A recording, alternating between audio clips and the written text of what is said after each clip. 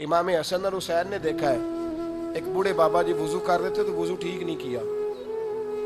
दो बातें हो सकती ना, कि मैं शेर खुदा का पुत्र हूं, मैं तुम्हें बताता हूं वुजू कैसे करना है, और अहले बैत का अदब वैसे भी फर्ज है, वाजिबात दीन में। वुजू ठीक नहीं किया तो शहजादे अब एक दूसरे से मशवरा करने लगे कि बाबा जी को बताना है वुजू कैसे करना चाहिए। तो कैसे बताए?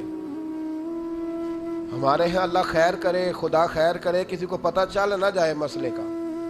अगर पता चल गया तो फिर सारी मस्जिद के नमाजियों की खैर नहीं, वो सबको बताएगा कि तुम सारे गलत नमाज पढ़ते हो, पहले मेरे पास आओ, मिठाई का डब्बा लेके मुझे उस्ताद बनाओ, मैं तुम सब की नमाजें सही कराऊंगा, उसके बाद फिर बात को आगे लेके चलो।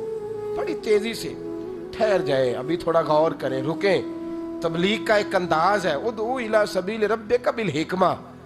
जब किसी को रब की तरफ बुलाना है तो जरा दानाई के साथ बुलाना है, हिकमत के साथ बुलाना है।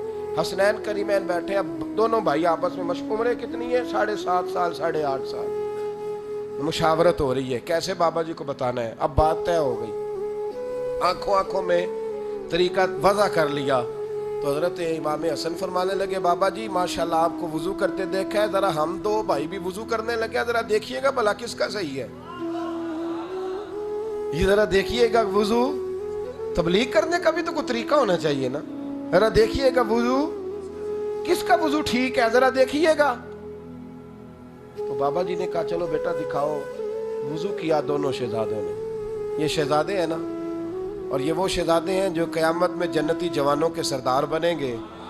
क्या रंग है, क्या अंदाज है। वुजू किया तो जब वुजू मुकम्मल हुआ तो बाबा जी ने उनको वुजू कर रहे हैं, वो तकरीर नहीं सुना रहे, वो शेर नहीं सुना रहे, कोई रिकत वाली। उन्होंने वुजू किया, जब वुजू मुकम्मल हो गया तो बाबा जी रो पड़े और चलने लगे। तो इमाम हसन फरमाने लगे, बाबा जी कहाँ जा रहे हो, जरा रिजल्ट का ऐलान तो कर दो। तो बाबा जी कहने लगे, पुत्र तुम दोनों का ही ठीक है, मेरा ही नहीं ठीक था, आइंदा से सही किया करूंगा। मुझे समझ आ गई है, ये तरीका है रसूलुल्लाह के खानदान, ये नबी करीम के खानदान का।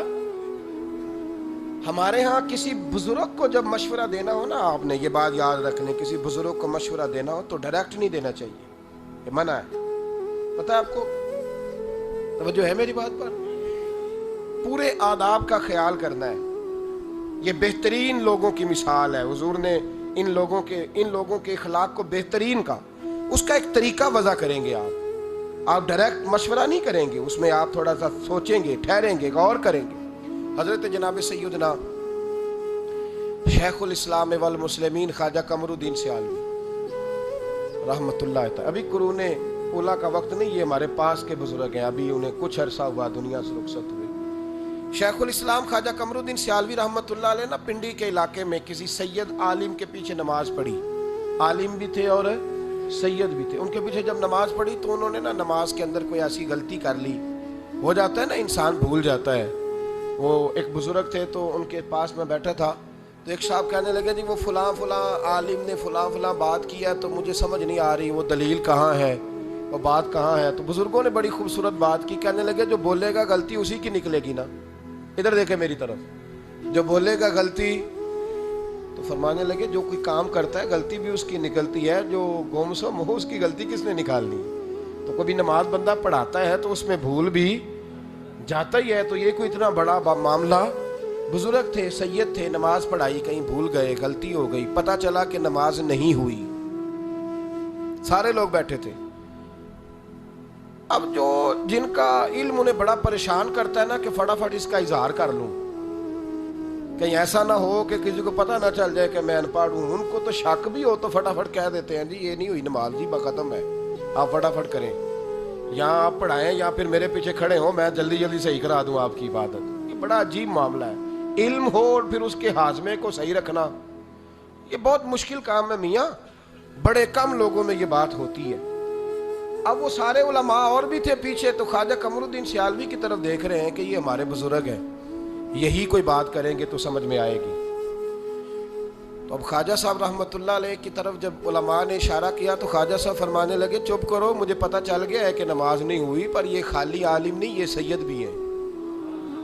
तो अब मैं ना लफ्ज़ तलाश कर रहा हूँ, कोई जुमला मिल जाए तो मैं उनको बताऊँ, ज़रा मुझे कोई जुमला नहीं मिल रहा। हम इंतज़ार करते हैं, नहीं जाग के बताओ, आपकी मेहरबानी। इंतज़ार करते हो? میں کہا کرتا ہوں دعا کرو کسی بیچارے بوڑھے آدمی کا کبھی موبائل نہ کھلا رہ جائے نماز میں، ورنہ وہ تو گیا کام سے۔ سب لوگ کہیں گے کہ بابا جی تسی موبائل رکھے تو پھر کھلا بھی رہ گیا تھوڑا۔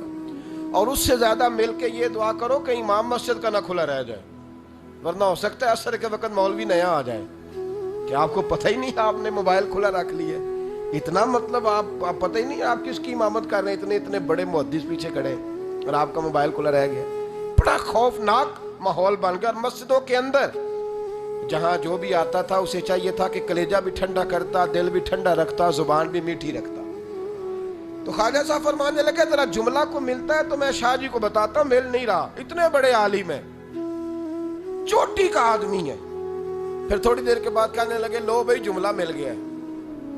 میں شاہ جی کو بتانے لگا مسئلہ، انہوں نے کہا حضور بتائیں۔ تو قریب گئے جا کے سید صاحب سے کہنے لگے حضور آپ سید زادے ہیں، عالم بھی بڑے ہیں، ماشاءاللہ آپ نے نماز پڑھائی ہے، مزہ بڑا آیا ہے، ذرا یہی نماز ایک دفعہ دوبارہ نہیں پڑھا دیتے؟ نماز آپ نے پڑھائی ہے، چونکہ عالم بڑے ہیں، سید ہیں، تو مزہ بڑا آیا ہے، ذرا یہی نماز دوبارہ نہیں پڑھا دیتے؟ تو شاہ جی ہنس پڑے، کہنے لگے شک مجھے بھی تھا نہیں ہوئی، شک مجھے بھی تھا کہ نماز نہیں ہوئی، لیکن میں چونکہ شک میں تھا تو بول نہیں رہا تھا، اب آپ نے بتایا تو بات کی سمجھ آ گئی ہے، مجھے پتہ چل گیا کہ نماز نہیں ہوئی۔